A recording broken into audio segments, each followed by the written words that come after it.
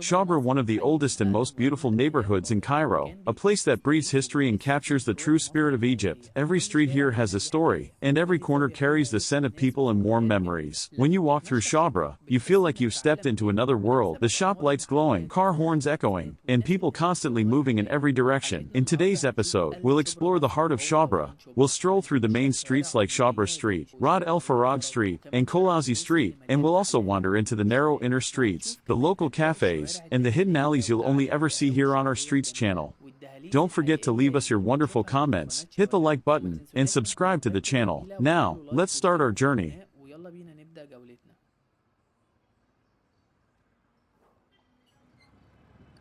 When you think of Cairo, what comes to mind? Probably postcards of the pyramids, silent against a desert sky.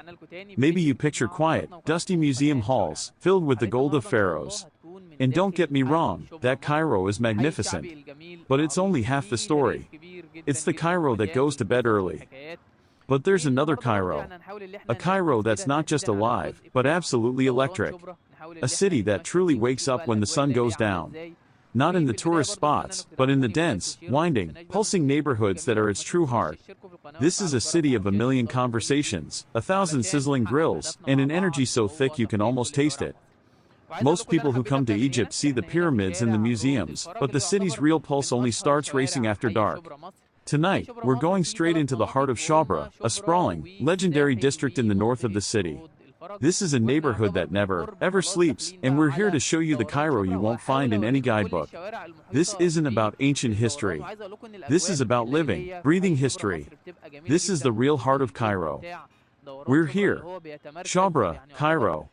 The moment you step out of the car, the first thing that hits you is, well, everything. It's not one thing, it's a tidal wave of life that just washes over you. Before your eyes can even make sense of the visual chaos, you hear the symphony. It starts with a foundation of 1,000 car horns, but these aren't the angry horns you hear in other cities. Here, it's a language. A short beep, hey, I'm here.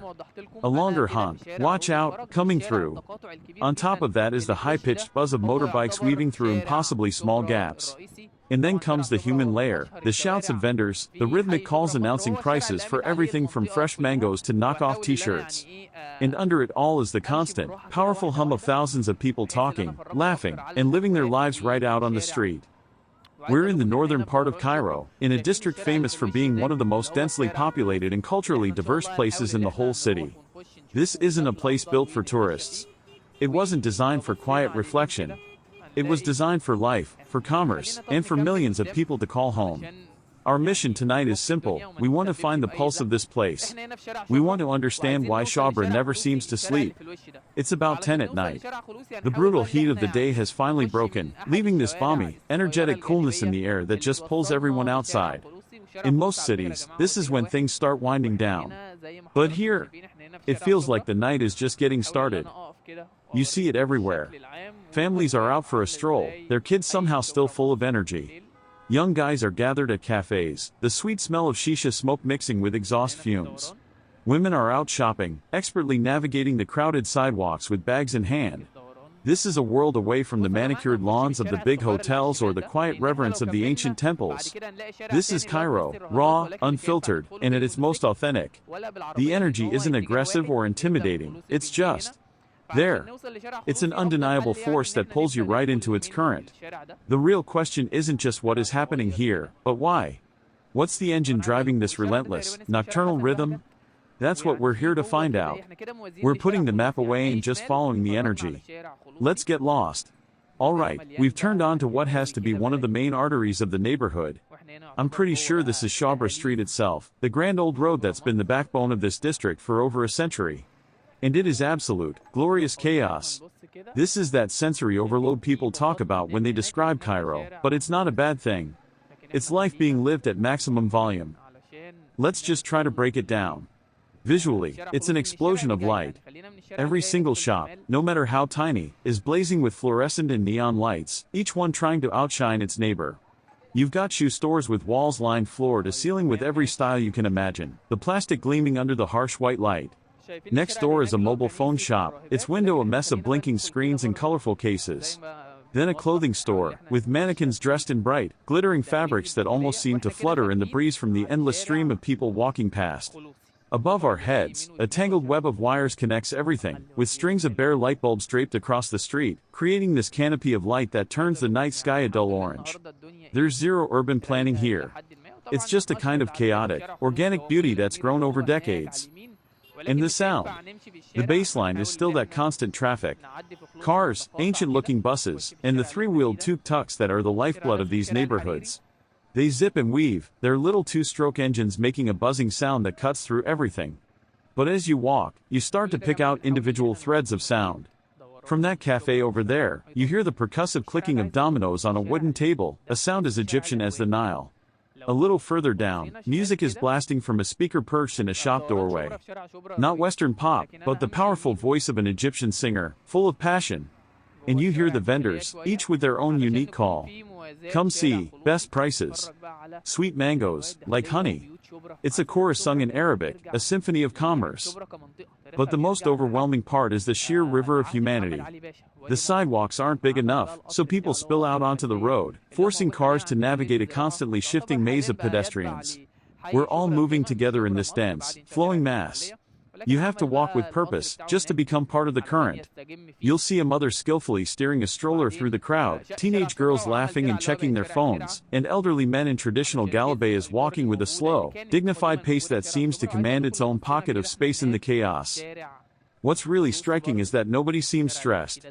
There's a patience, an acceptance of the crowd. A little bump here, an excuse me there, it's all part of the dance.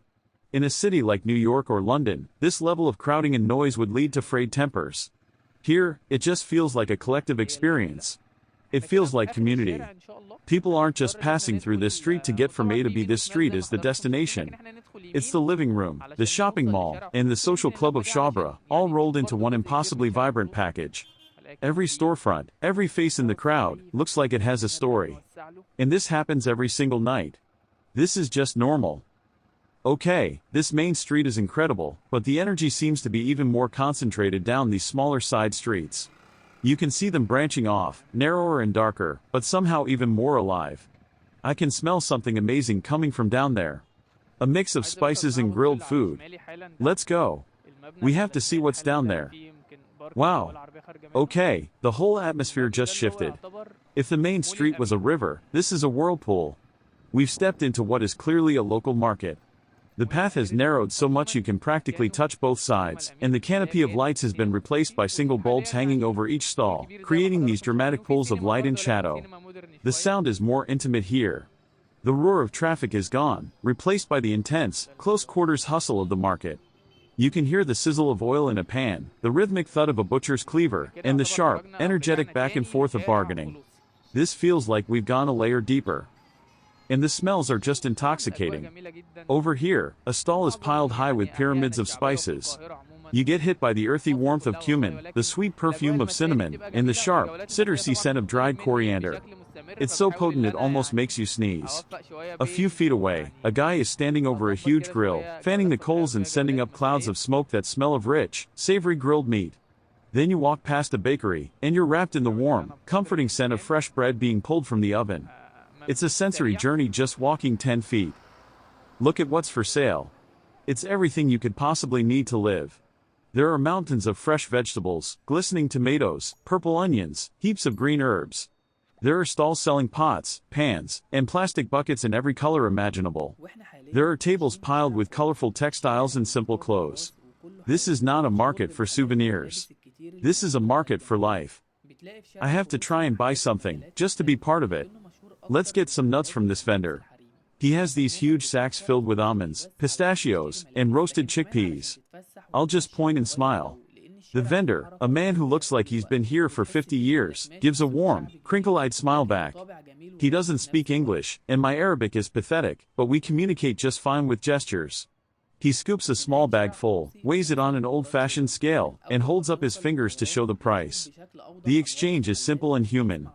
There's no hassle, no pressure. Just a simple transaction, a moment of connection. His hands are weathered, moving with an efficiency that only comes from decades of practice. That's what's so fascinating. This market is so much more than a place to buy things. You see people stopping to chat with the vendors, asking about their families. It's the neighborhood's social network. News is exchanged, gossip is shared, and the community is strengthened with every bag of tomatoes sold. You get the sense these stalls have been passed down through generations. This market is a living tradition, thriving amidst the modern chaos. To walk through here is to walk through the veins of the neighborhood, to feel the lifeblood that keeps it pumping long after the rest of the city has gone quiet.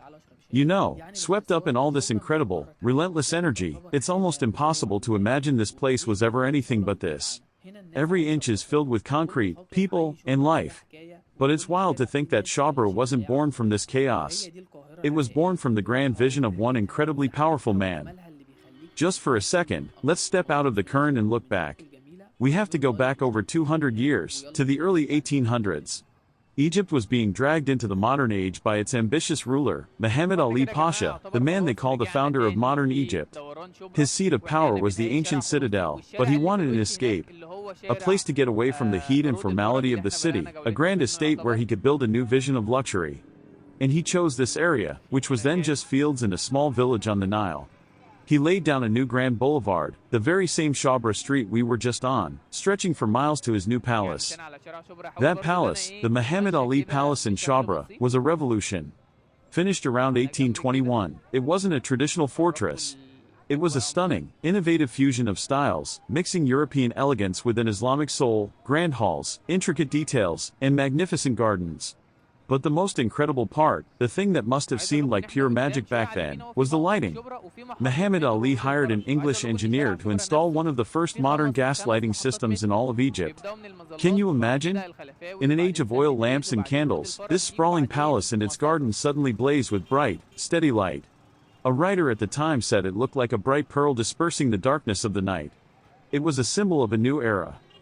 For decades, Shubra was this exclusive, royal suburb. The country's elite built their own magnificent villas along Shubra Street. But Cairo is a city that refuses to be contained. In 1902, a tramline was built connecting Shubra to the rest of the city, and that changed everything. The floodgates opened. It was no longer a secluded retreat for the rich, it became a neighborhood for everyone.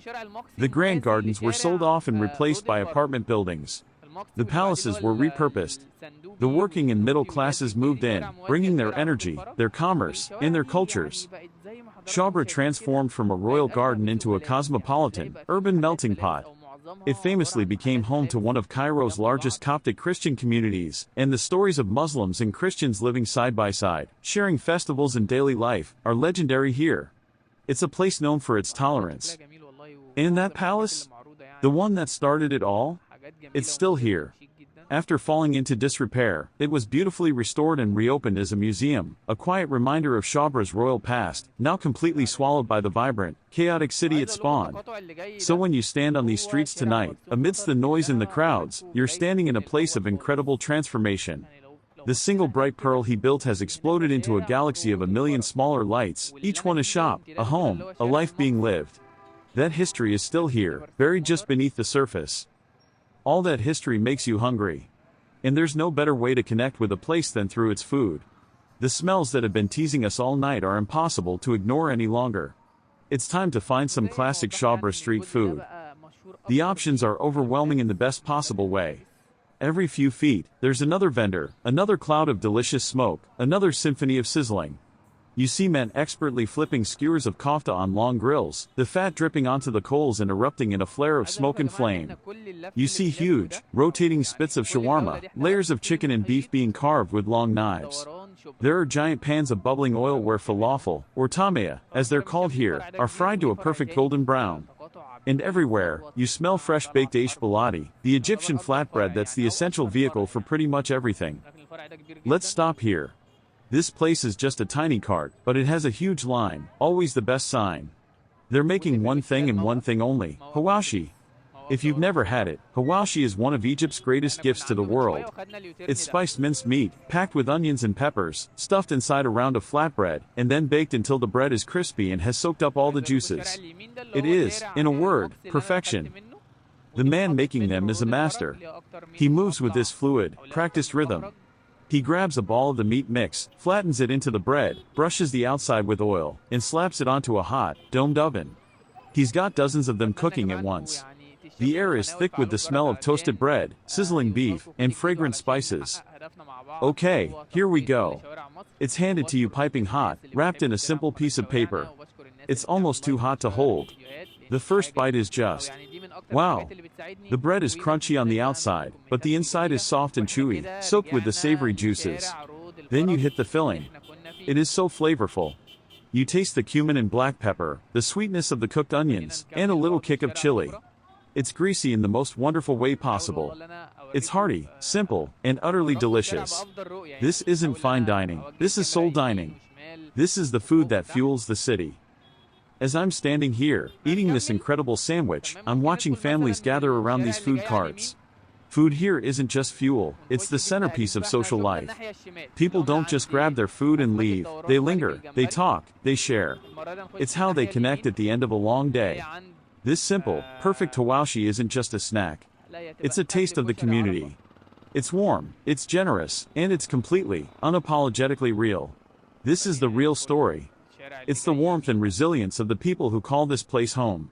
In touristy areas, you're often warned about the hassle in Egypt. But here, in Shubra, it's completely different. You're not a target for a sale, you're just another person in the river of humanity. The interactions are genuine. A nod, a smile, a curious glance. It's an atmosphere of shared experience, not transaction. This chaos isn't chaos to the people who live here. It's just life.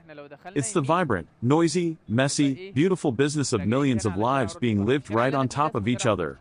This is the spirit of Shubra. It's loud, it's proud, and it's incredibly alive. We saw the overwhelming energy of the main streets, a river of light and sound. We found the heart of a local market, a place of intimate community. We tasted the soul of the neighborhood in a perfect street food sandwich. And we stood at its climax, a swirling vortex of traffic and people that felt like the center of the universe. All of this is layered on top of a rich history, a story of a royal dream that transformed into a people's neighborhood. Shubra is the perfect example of Cairo's incredible blend of past and present. It's a place where tradition isn't a relic in a museum, it's alive in the way people bargain, in the food they eat, and in the strength of their community.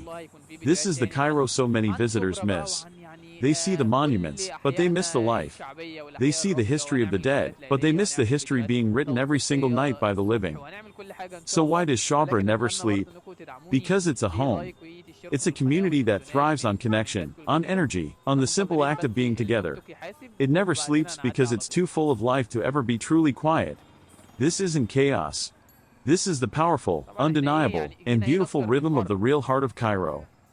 Thank you so much for coming on this journey with me tonight. Exploring places like this is what I live for. Now I want to hear from you. What neighborhood, in Cairo or anywhere else in the world, has this kind of energy? Let me know in the comments below. I read every single one. And as always, thanks for coming along for the discovery. See you in the next one.